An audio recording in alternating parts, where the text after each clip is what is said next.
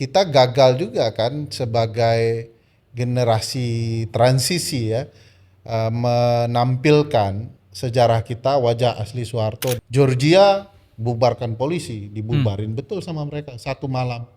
Besok mereka bentuk polisi baru. Nepotisme kurang apa lagi di MK bisa menghasilkan wakil presiden begini. Ada pamannya, ada bagian dari ayahnya.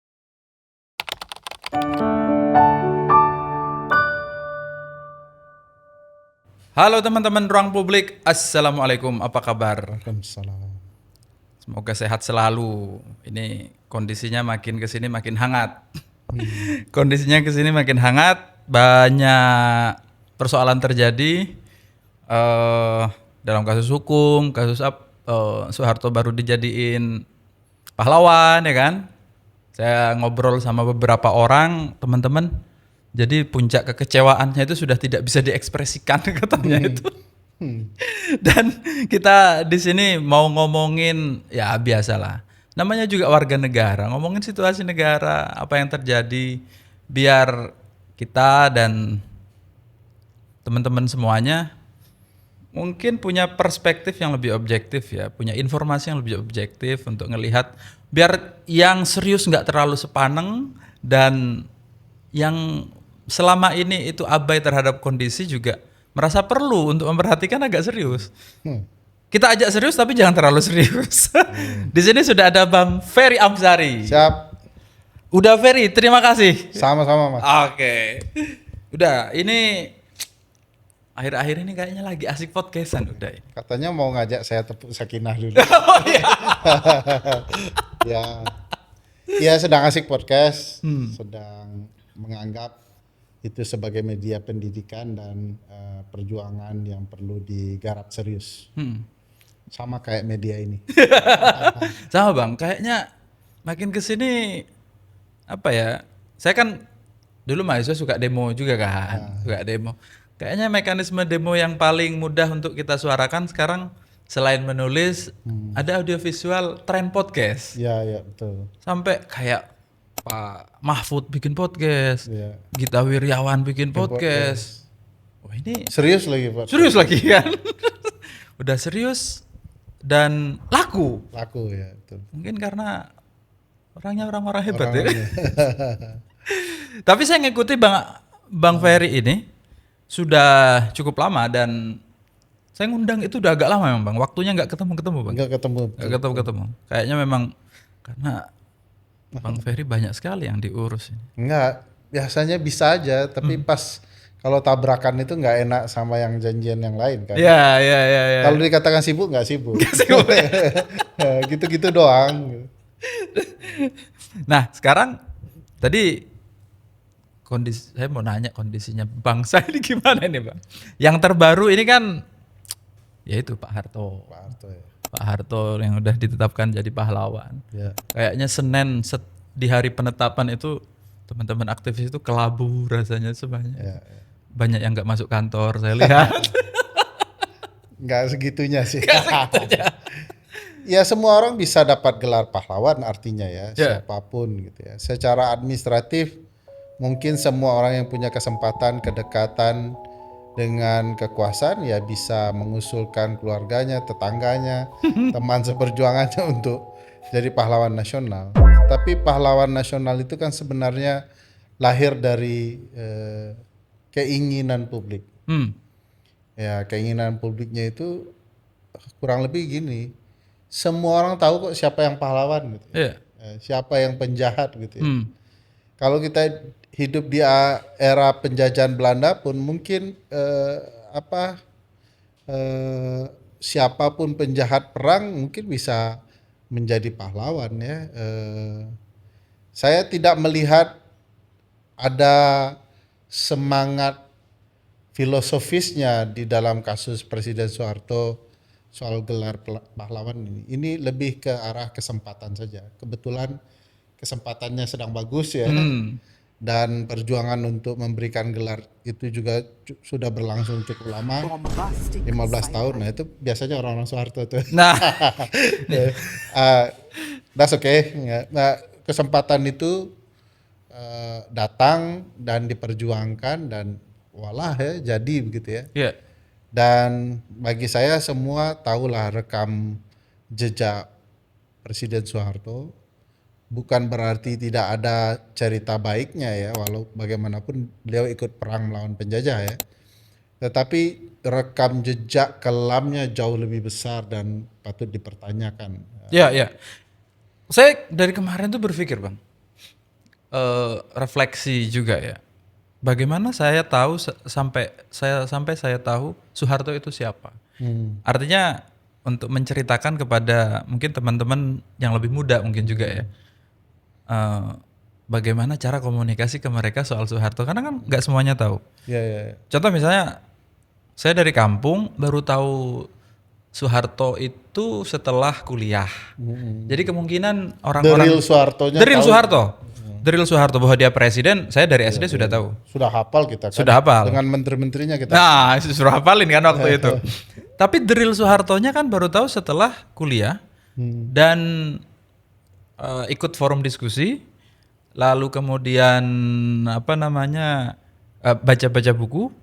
Jadi kemungkinan orang-orang bahkan di angkatan saya yang kuliahnya 2000-an pertengahan itu, kalau dia tidak kuliah dan kuliah pun tidak ikut forum-forum kajian, Ya, dia tidak akan tahu siapa Soeharto sebenarnya. ya. Apalagi mungkin sekarang yang lebih jauh generasinya. Walaupun era informasi sekarang lebih banyak ya. Ya. Dan ini ada layer juga. Ini kan teman-teman kameramen masih muda-muda ini, Mas. Yeah. Saya tanya ini waktu itu. Dia angkatan kuliahan baru 7 semester. Ya, 7 kalian. Jadi saya tanya, "Kamu tahu Soeharto real enggak?" Gitu. Tahu presiden? Sebatas itu. Ini gimana cara kita mengkomunikasikan ke anak-anak kayak gini sekarang itu? Ya, semua zaman tuh medianya berubah. Iya. Dan mana media yang paling diminati, di sanalah sebenarnya pendidikan politik harus masuk. Gitu. Saya ingat dulu pernah nonton, kan zamannya kita kuliah itu zaman MTV nongkrong gitu ya. Ya. Anak-anak tongkrongannya nongkrong MTV gitu ya. Nah, saya ingat satu acara yang bagus menurut saya, walaupun itu guyonan ya, acaranya Vincent Desta itu, MTV Bujang. Gitu. MTV Bujang. Walaupun dia tidak cerita politik, tetapi dia masuk nilai-nilai politiknya ketika itu sampai mereka dilarang siaran. Oh, sempat ya? Karena dia terlalu kritis ya, nyindir macam-macam ya, aparat dan segala macam. Walaupun tensi mereka sebenarnya fully bercandaan gitu ya. Mereka tidak sedang mau mendidik politik warga negara gitu ya. Karena fully bercandaan ya kelewatan, Desta lah namanya ya.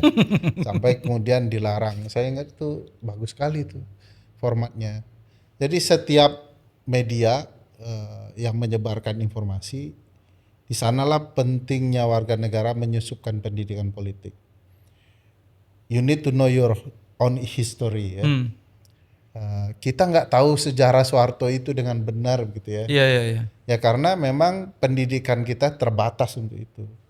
Nah, saya agak yakin ya kalau sejarah kita diubah dan berhasil diubah oleh Pak Fadlizon ya, mungkin puluhan tahun ke depan persepsi kita soal sejarah, terutama dalam konteks ini Presiden Soeharto, mungkin berubah. Dan sekali lagi ya, maksim yang mengatakan sejarah itu milik pemenang, Para pemenang. itu ya terbukti. Dan kita gagal juga kan sebagai generasi transisi ya, menampilkan sejarah kita, wajah asli Soeharto dan seluruh antek-anteknya itu seperti apa. Yang kemudian kita bisa lihat yang terjadi saat ini, kembalinya rezim itu dalam wajah yang baru. Bahkan mungkin ini bukan wajah baru-baru amat, orang-orangnya masih gitu, Pak Lut, masih Soeharto, ada Prabowo, orang Soeharto gitu ya. Siapa lagi ya? Golkar, partainya Soeharto gitu ya. Kita lihat hampir orang berkuasa punya rekam jejak kedekatan dengan Soeharto. Partai-partai yang ada sebagian besar adalah orang-orang Partai Golkar dan itu semua adalah orang-orang Presiden Soeharto. Hmm. Jadi bukan sesuatu yang tidak bisa diduga ini akan terjadi. Cuman sebagai generasi transisi lagi. Ini kalau mau merasa berdosa ya, kita gagal untuk kemudian menyalurkan informasi itu. Belum lagi wajah kampus berubah. Kampus itu tidak seperti dulu ya. Sistem SKS itu mengubah relasi antara senior dan junior ya. Orang terlalu cepat datang ke kampus lalu tamat gitu. Sekarang trennya 3,5 sampai 4 tahun. Iya, sekarang itu Terlalu cepat. dan IP-nya bagus-bagus. Bang. IPK-nya tidak masuk. Itu karena kejahatan Kemenristek Dikti ya saya. Nanti kita cerita. Abang dulu IPK-nya berapa begitu lulus? Bang? Saya itu sudah dianggap keren 312 saya. Oh, keren sekali itu.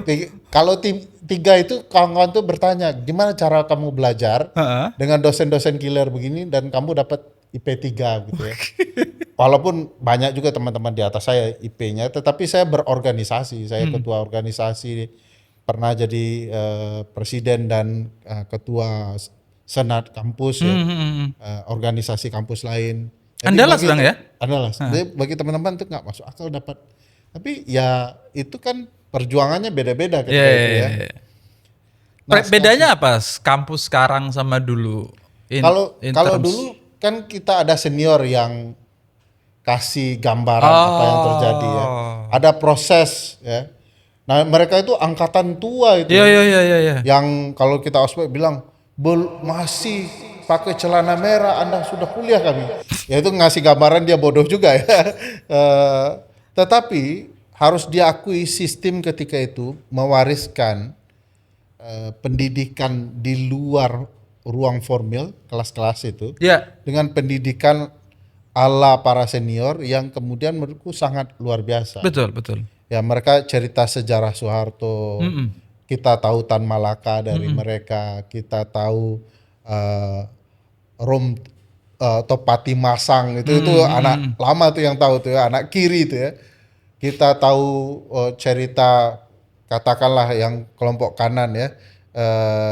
Kelompoknya Ikhwanul Muslimin kami ya. dan teman-teman kita tahu apa sejarah mereka, bagaimana pola perjuangannya. Kita tahu HMI punya catatan panjang kebaikan di masa lalu. Sekarang masih baik tapi banyak juga yang lebih ke kekuasaan. Kanda-kanda ini ya. Kanda, Dindap, ya teman-teman PMI dan segala macam. Banyak, makin beragam mereka. Mereka itu kasih input yang membangun kesadaran dan pendewasaan politik ke kita. Nah sekarang kampus ya dipaksa kasih nilai bagus. Saya contoh pengalaman dulu ya. Kita itu saya termasuk dosen killer lah ya. Oh iya Bang. Tidak dengan sengaja ya, tapi ya killer aja. Ini yang beginian dikasih nilai. Jadi saya pernah kasih nilai E, kasih nilai D ya. Tapi ada kebijakan suatu waktu dari Dikti dan itu mempengaruhi kampus, bahwa tingkat kelulusan mahasiswa 3,5 sampai 4 tahun itu memberikan nilai bagus untuk kampus. Dan akhirnya kampus berlomba-lomba untuk kasih nilai mereka baik. Nah dulu ada kebijakan tuh, kalau dia di bawah B, dia diberikan hak untuk ujian susulan. Sampai dia dapat nilai di atas B. Bayangkan, kita sendiri capek kan kalau dia memang bermasalah. Akhirnya kita pikir, sudahlah ini sudah 8 kali saatnya kamu naik B gitu ya. Dan menurut saya itu tidak fair bagi kampus kalau dinilai dengan paksaan begitu. Akhirnya kampus berlomba-lomba meluluskan seperti saat ini karena dinilai itulah kampus yang baik. Padahal bukan gitu cara menilai tingkat pendidikan yang baik. Jadi bagi saya kalau ada orang menuduh generasi yang lulus sekarang dari kampus adalah generasi instan, sehingga pemahamannya instan, cakrawalanya instan, lebih banyak individualistiknya, mungkin ada benar. Saya tidak judging, tetapi tudingan itu dengan melihat situasi saat ini dan hasilnya sangat masuk akal. Jadi akhirnya orang membangun pola politik pendidikan politik di kampus juga lemah. Gitu. Saya dulu bisa sampai malam-malam dengan mahasiswa. Sekarang tugas mahasiswa sudah sangat beda. Banyak. bukan saja banyak, tetapi juga tidak berbobot gitu ya. Begitu dibaca ya begitu-gitu doang. Ya. Saya tadi itu kan tadi abang nyinggung soal mungkin kalau mau berasa bersalah kita gagal itu ya menyampaikan informasi soal siapa Ya Soeharto. podcast ini bagian dari mengobati Mengobati rasa permohonan bersalah. maaf. Ya, rasa bersalah itu buat podcast kita. Iya. Tapi ini memang ini kan Bang, apa ya? Mungkin pasca reformasi saya kan masuk setelah reformasi ya di kuliah itu. Sama saya 99. 99 Bang ya. Jadi baru reformasi saya masuk. Tapi itu masih hangat sekali kan. Sangat ya. Orang-orang di angkatan pas di angkatannya itu masih orang-orang sisa-sisa aktivis Ya, reformasi di banget. SMA saya lihat Soeharto dijatuhkan. Di kampus saya nonton pemilihan presiden Abdurrahman Wahid dan Bu Mega sebagai presiden dan wakil presiden. Nah, pasca itu saya tidak membayangkan ya bahwa akan ada Soeharto bangkit lagi sekarang gitu ya. Karena kan kita sudah melewati fase itu, demokrasinya udah ditata, sudah ada KPK, sudah ada ini, sudah ada itu gitu kan perjalanannya. Terus tiba-tiba kok gila ini bangkit lagi ya gitu. Kok bisa? Sehingga kita nggak kayak tidak persiapan. Jarang sekali kita membicarakan Soeharto kan. Jarang sekali. Jadi saya gini akhirnya sama teman-teman itu yang muda-muda itu yang di kantor ini. Kalian sebel nggak sama korupsi itu, saya bilang. Iya sebel katanya. Terus apalagi yang kalian sebel itu? Disebutlah korupsi, terus polisi yang suka berperilaku jahat, kekerasan kalau demo dan semacamnya. Nah, itu semua sisa dari Soeharto itu saya bilang kan. Itu bagian dari yang diciptakan. Yang diciptakan dan itu belum ada apa-apanya. Betul. Belum ada apa-apanya. Tapi mereka sudah tidak tahu apa itu Soeharto, siapa dia sebenarnya gitu ya. Karena memang proses mengetahuinya juga udah yaitu tadi kalau dia tidak kuliah, dia hampir dipastikan dia tidak akan tahu siapa sebenarnya. Dia kuliah tapi tidak ikut berorganisasi kira-kira, nggak ikut kajian-kajian, dia hampir dipastikan dia tidak akan tahu. Apalagi sejauh ini yang sekarang ya. Dan ya itu sekarang kejadian lagi. Muncul. Menurutku ada juga kealpaan reformasi ya. Kita itu memulai reformasi dengan start yang buruk menurut saya. Oh ya? Ya.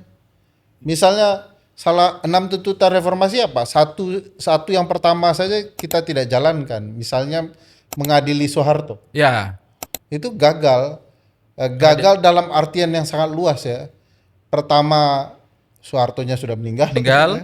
Lalu kemudian seluruh sistem dan ekosistem yang dia ciptakan tidak direform. Iya, tidak direform. Itu jalan terutama partai politik ya.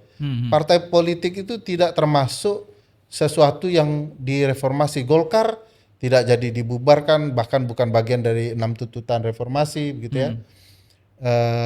Dan di langkah itu saja kita sudah tidak mulai dengan berhasil gitu ya. Apalagi yang lain-lainnya, munculnya dui fungsi ABRI, padahal itu jelas tuntutan reformasi gitu ya. Sekarang multifungsi ABRI gitu ya. Kalau bicara memperbaiki ABRI ketika itu artinya memperbaiki kepolisian karena dia satu entitas yang sama. Nah, sekarang dua entitas yang kita bedakan yang dulunya ABRI, kedua-duanya menjadi masalah di publik. Padahal kita tahu mereformasi ABRI, TNI dan kepolisian itu menjadi hal yang sangat penting. Georgia bubarkan polisi, dibubarin betul sama mereka satu malam. Besok mereka bentuk polisi baru. Sehingga tidak ada lagi sisa-sisa masalah lama. Ini masalah lama semua yang tidak kita selesaikan. Otonomi seluas-luasnya tidak muncul, ditarik lagi gara-gara Undang-Undang Cipta Kerja. Ya, apalagi yang kita tuntut di reformasi, KKN, korupsi, memberantas korupsi dan kolusi dan nepotisme. Nepotisme kurang apalagi di MK bisa menghasilkan wakil presiden begini.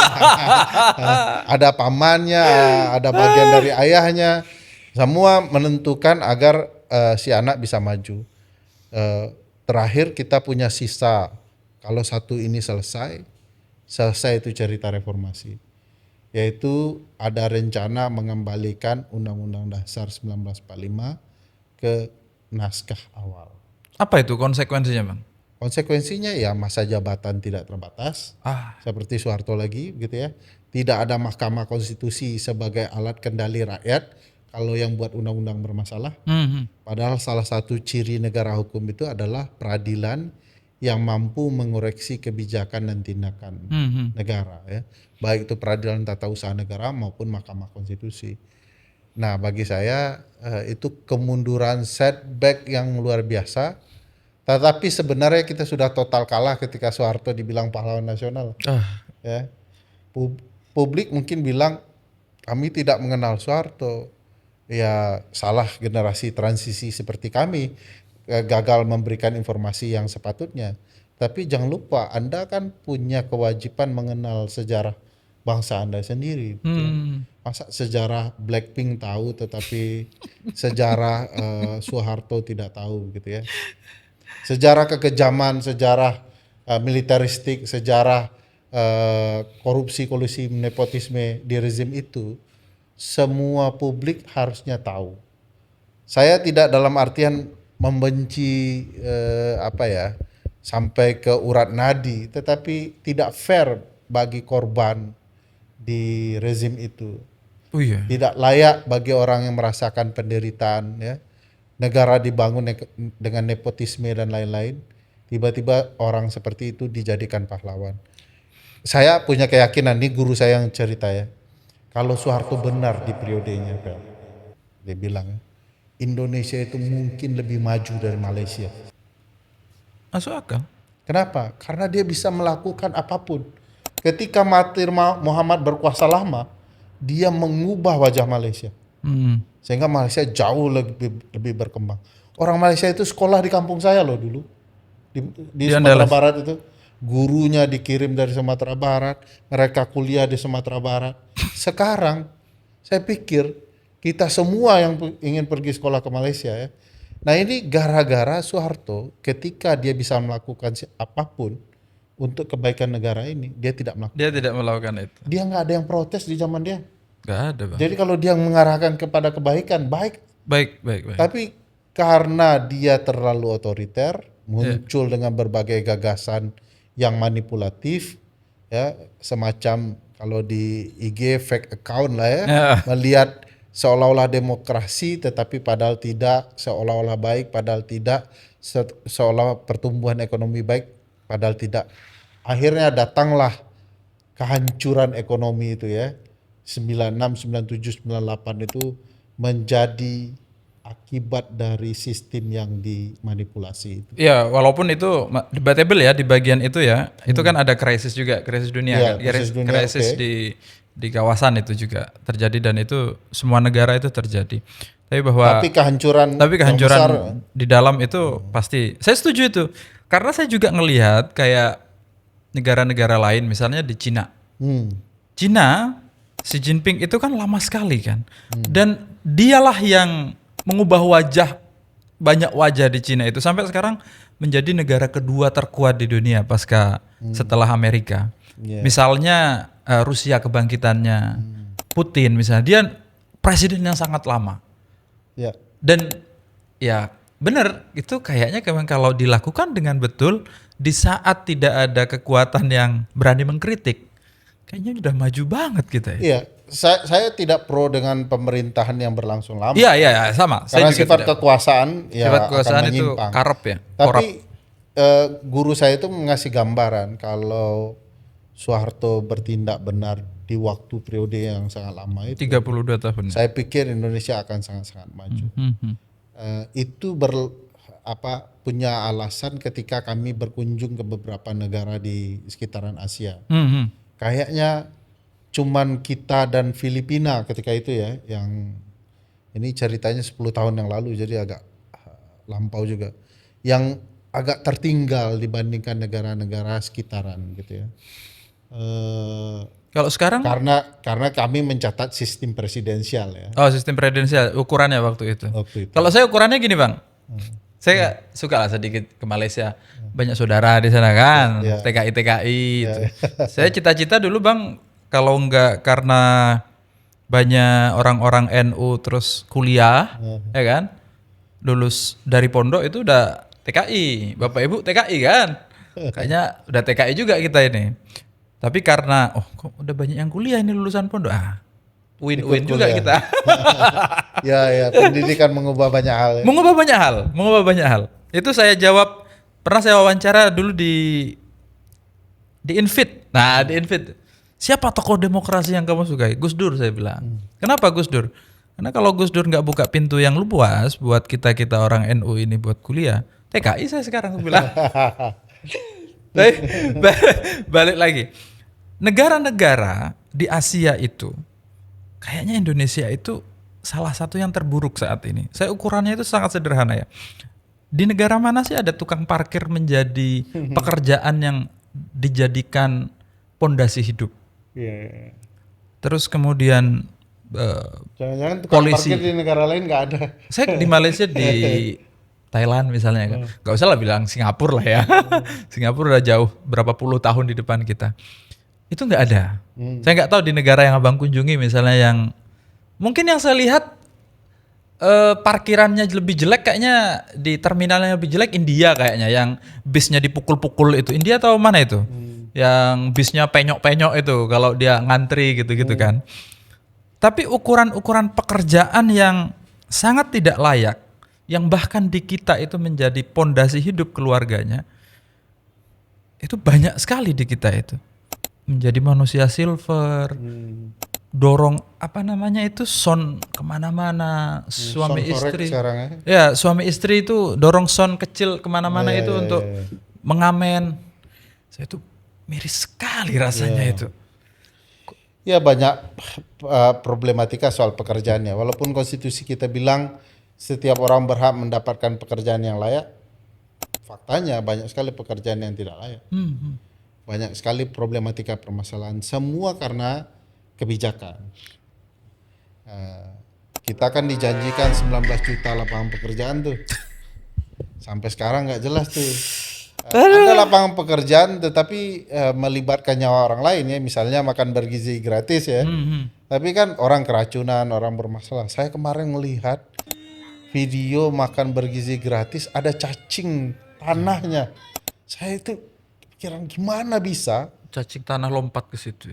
iya cacing tanah gimana logikanya cacing tanah ada di dalam makanan, bagaimana pola pengelolaannya, siapa orangnya. Nah bersamaan dengan itu kita menemukan anak seorang anggota DPRD punya 41 dapur Usia 20 tahun. usia 20-an tahun. Saya pikir banyak sekali ketidakadilan dan kita masih berpikir pemerintahan ini tidak butuh dikoreksi. Saya pikir ini cara berpikir yang merusak orang banyak. Dan inilah ketidakadilan itu sendiri. Satu sisi ada orang yang habis-habisan dan mereka tidak mendapatkan standar biaya hidup yang patut. Lalu ada orang yang tanpa bersusah payah bisa menghasilkan uang 200-an juta per hari. Per hari. Bayangkan, gak adil, ada ketimpangan. Bagi saya memang tidak dibutuhkan kaum papa proletariat untuk berjuang. Karena yang berjuang itu harusnya adalah negara melalui pemerintah. Mereka yang harus diperjuangkan negara. Ini tidak adil, ini di depan mata loh. Iya. Anak 20-an tahun, anak anggota DPRD dapat bisnis besar dan dia menikmati gaya hidup itu. Sementara di sisi lain begitu timpang orang digaji di bawah standar. Saya pertanyakan kalau BGN bilang ini bukan masalah. Saya pertanyakan bosnya BGN yaitu Presiden. Pak Presiden masih bicara agar program ini dijalankan tanpa kemudian perlu dievaluasi. Di titik ini saya pikir semua orang harus aware. Kita bukan menyuarakan kebencian ke Presiden Prabowo atau pendukung Presiden Prabowo. kita menyuarakan apa yang dinamakan dengan ketidakadilan Iya, itu. iya. Sejelas itu tidak adilnya, masih juga kita merasa bahwa ini bukan masalah. Bagi saya ini masalah besar di kita, dan dirimu benar bahwa ini ada di ruang kemampuan menalar. Saya tidak bilang bahwa harus orang terdidik, harus orang sekolah. Ini kemampuan menalar sesuatu yang tidak adil saja. Iya, iya, iya. Memang ketimpangan itu masalah besar sih Bang ya. Saya suka berandai-andai sama teman-teman Bang. Kita jelek-jelek gini kan lulusan S2, ya kan. Teman-teman saya tuh banyak yang S2 Bang. Susah pekerjaan Bang. Susah itu pengertiannya gini, ya ada pekerjaan UMR di bawah ya, di bawah UMR. Kita ini S2 saya bilang ya. Di negara-negara yang agak benar diatur, level pekerjaan UMR yang nggak perlu ijazah S1 bahkan, dia itu bisa hidup layak menghidupi anaknya. Kita ini S2 Bung, saya bilang ya. Bahkan layak aja nggak bisa. Jadi kita bukan nggak bekerja keras. S2 kita saya bilang nulis tesis kau. Kita baca buku, baca apa? Kok bisa begini?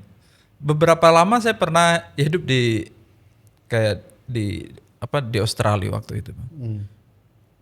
Orang Australia itu untuk hidup di sana itu cukup menjadi pekerja di level terbawah, UMR-nya, dia sudah bisa menikmati hidup. Rumah, housing, yang dasar-dasar sudah semua. Dia weekend bisa ngebir, dia kapan bisa jalan-jalan gitu ya. Di Malaysia, saudara-saudara saya yang di Malaysia, layak itu hidupnya. Tidak sekeras itu dia bekerja. Ya, ada cleaning service apa gitu ya. Dia bekerja pagi-pagi datang ke kantornya, habis itu sore pulang. Anaknya bisa. Saya punya teman juga, mantan mahasiswa di Australia, dia bilang kerjaan membungkus coklat katanya, itu gajinya lebih besar dari profesor di Indonesia. Gaji ya, bukan tunjangan ya. Gaji. Saya pikir masa, dan itu terjadi, faktanya begitu. Faktanya begitu.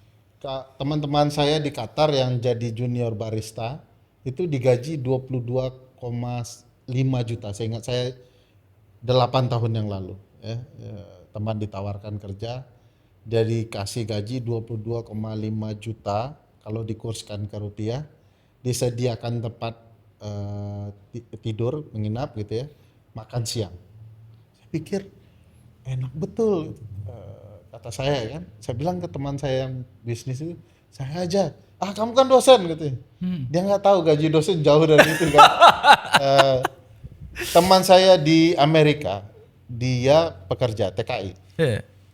Tahu apa yang dia hasilkan? Mobil mewah GTO ya, apa yang sedan mewah itu. Dia bisa bangun pesantren di kampungnya.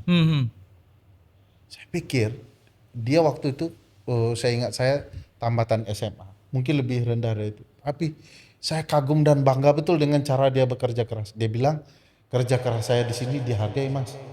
Kerja keras dirimu di negara kita tidak dihargai. Itu yang membuatnya beda.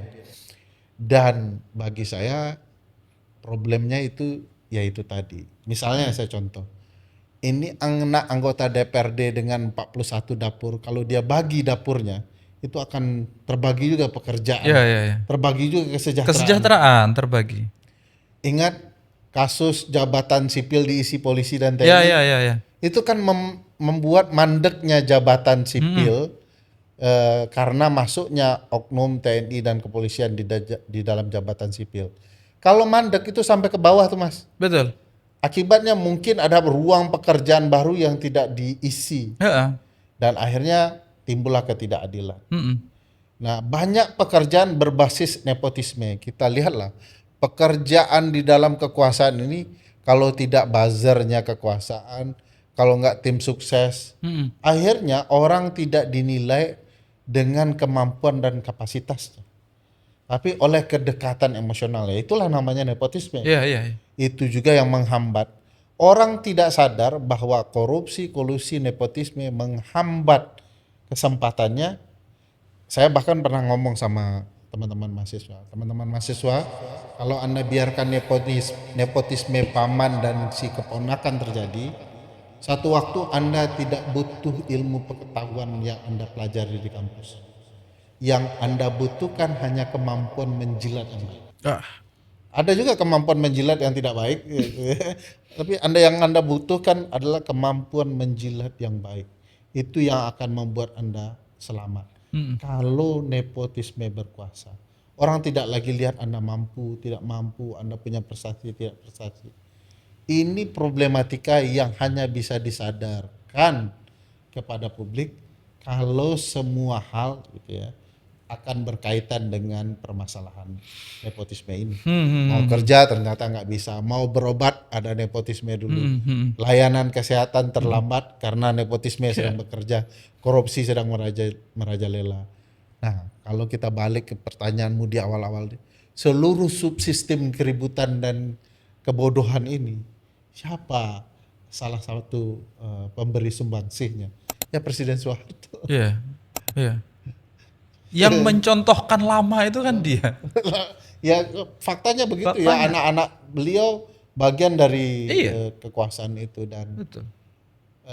saya tidak ingin kita melihat ini sekedar ayo timbulkan kebencian, kita bukan mau menghasut, tapi mari bernegara dengan fair, dengan baik. Katanya kita negara hukum, negara konstitusional, tapi pekerjaan bagaimana proses negara bekerja dan lain-lain tidak dijalankan secara konstitusional. Iya. Nah, abang kan dihukum ininya ya, dihukum. Tahun ya. Tapi maksudnya faknya atau profesionalnya di sektor di hukum ya, di konstitusi.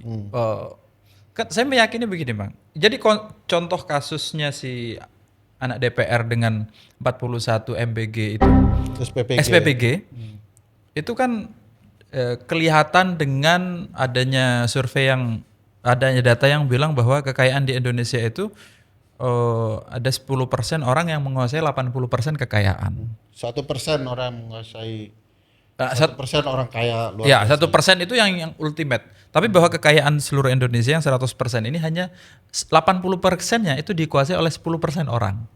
Kayaknya si orang itu kan masuk di situ lah ya. Kayak kita nggak masuk 10%. Wah jauh banget.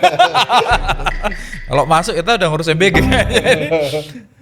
Nah, jadi terus masalah pekerjaan itu tadi diantaranya faktornya ketimpangan lah ya, faktor ketimpangan.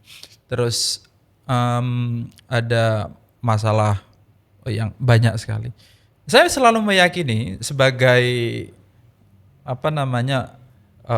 saya S2-nya kebijakan publik, Bang. Oh, oke, cool. Kebijakan publik di tempatnya Pak Gita Wirjawan sini. Oh iya. Via. Di SGPP, School of Government and Public Policy.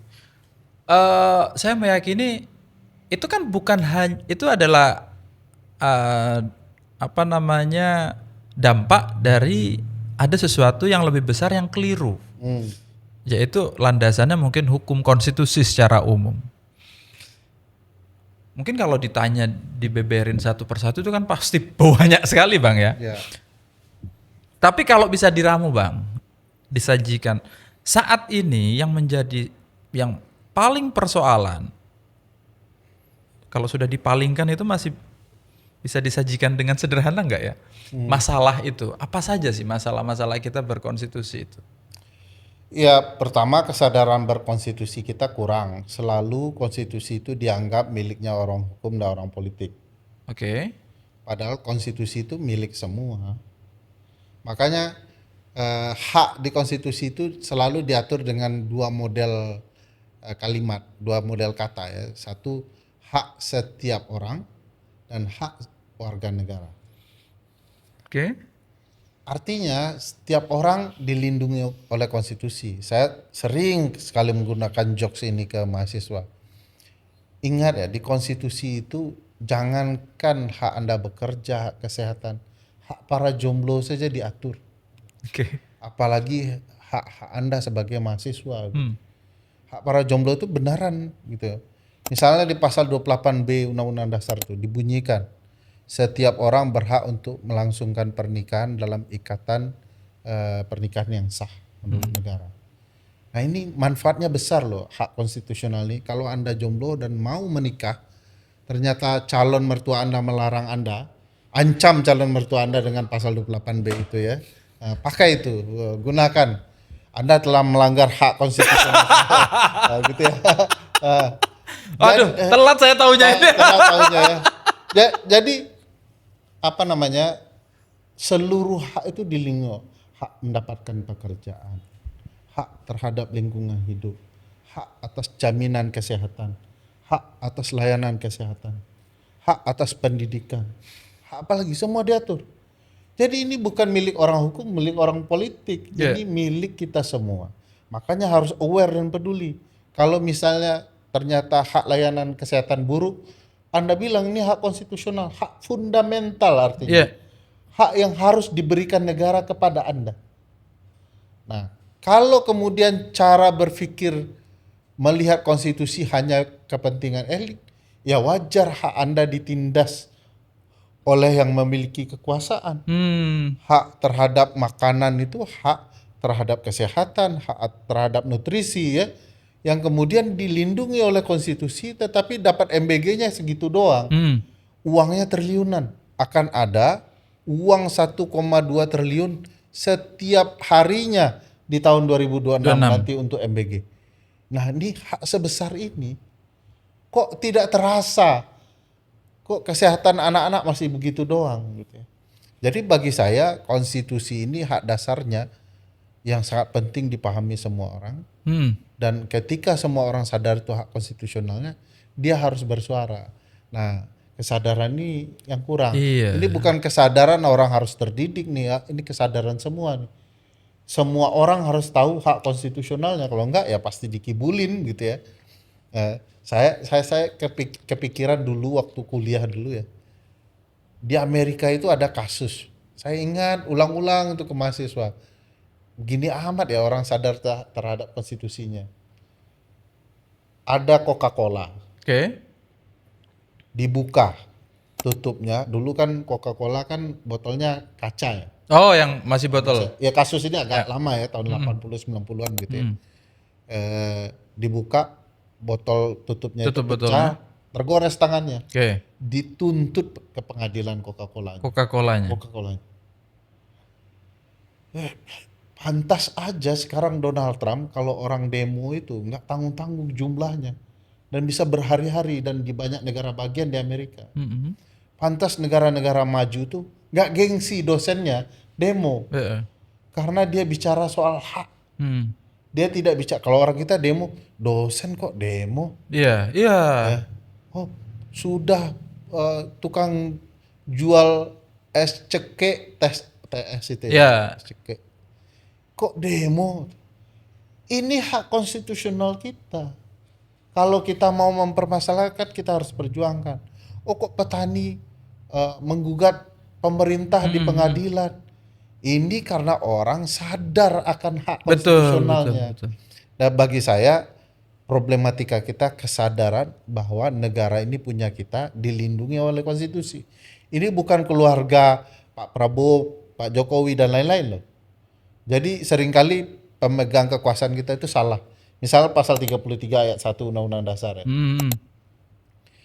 Perekonomian disusun sebagai usaha bersama dengan memperhatikan azas kekeluargaan.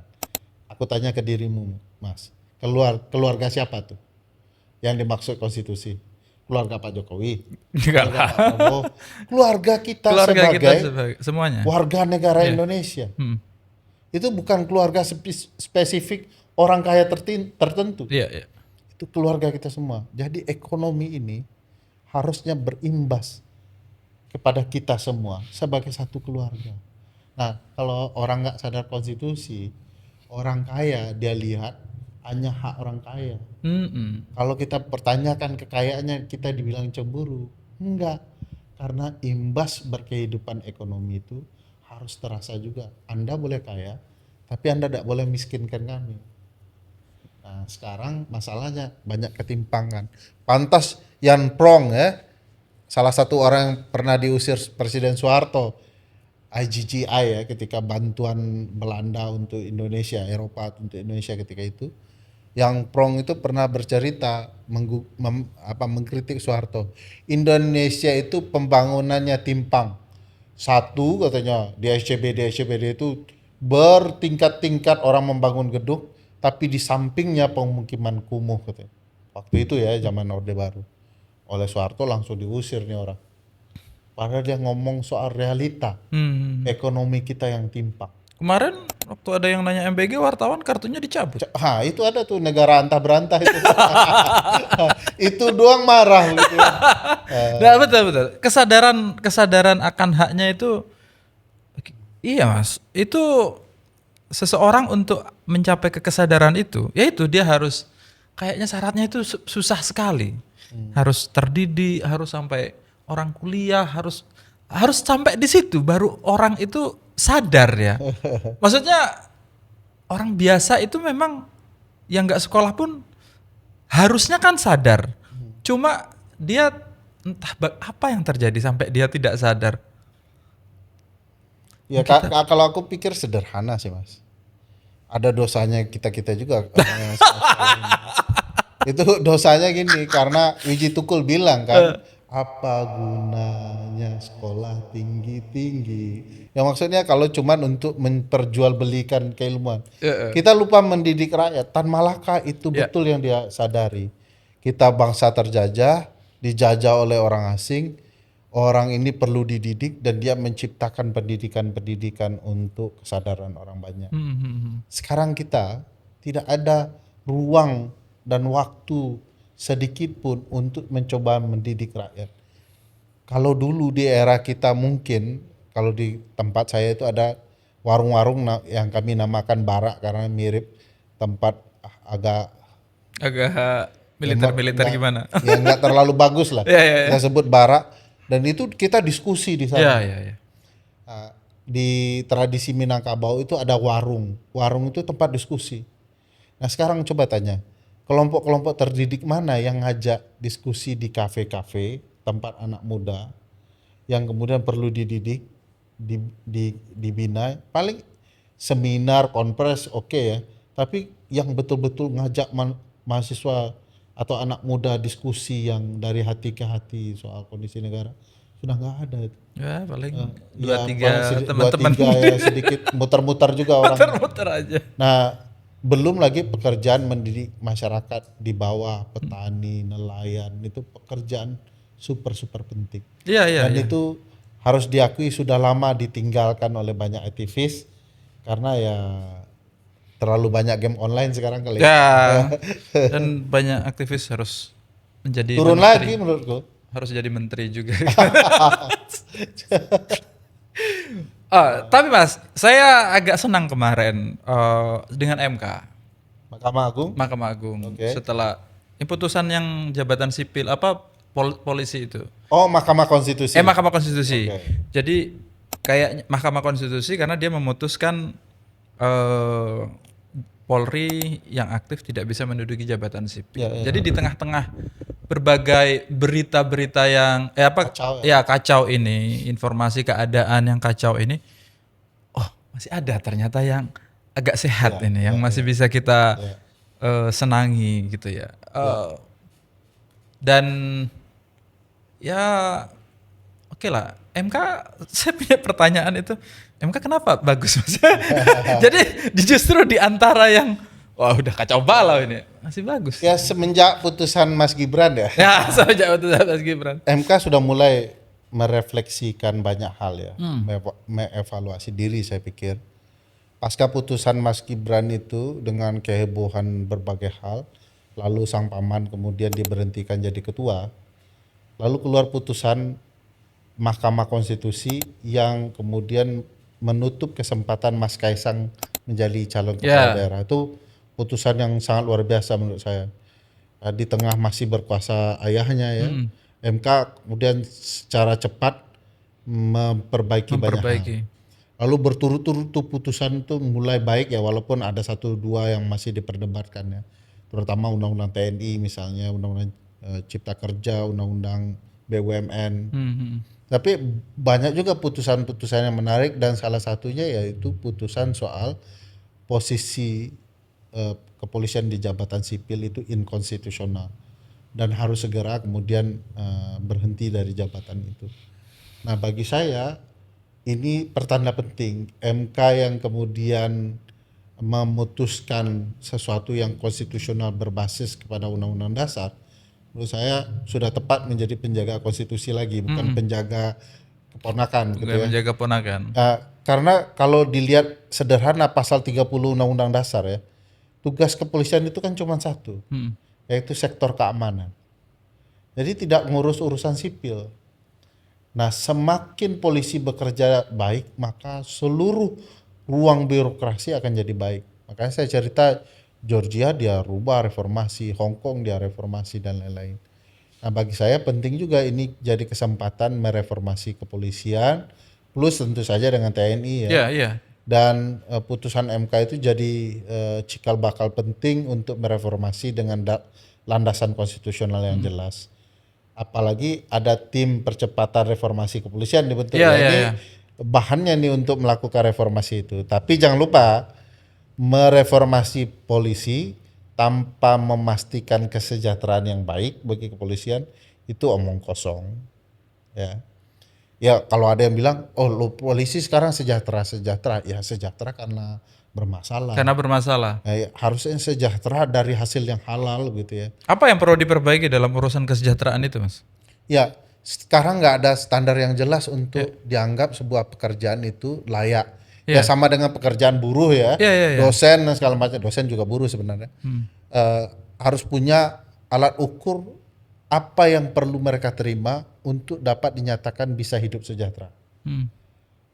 Misalnya hitung dong gaji yang cukup untuk 1 bulan itu berapa. Layanan kesehatannya dihitung, layanan pendidik untuk anak dihitung, layanan pariwisata juga dihitung nih. Nggak stres. Nah setelah dihitung semua, oh ini akumulasi dari ini angka take home pay yang harus diterima oleh seorang anggota kepolisian. Jangan sampai dia anggota kepolisian menyelidiki perkara narkotika lawan mafia internasional, begitu mau nyerang mafia ditelepon sama istrinya, Rinso kurang nih, uang jajan anak masih masalah nih. Ya wajar dia nggak fokus, wajar dia menyimpang dan segala macam. Tapi begitu standar layak hidupnya sudah diberikan, kalau mereka menyimpang, memang sanksinya harus berat. Nah ini harus betul-betul dipikirkan, tidak sekedar mereformasi kewenangan, tetapi juga memperbaiki kesejahteraan. Itu sudah masuk belum Mas di catatannya Pak Jimli dan teman-teman itu? Wah ini problematikanya. Untuk apalagi data yang dibutuhkan oleh tim reformasi percepatan Polri, orang penelitiannya banyak.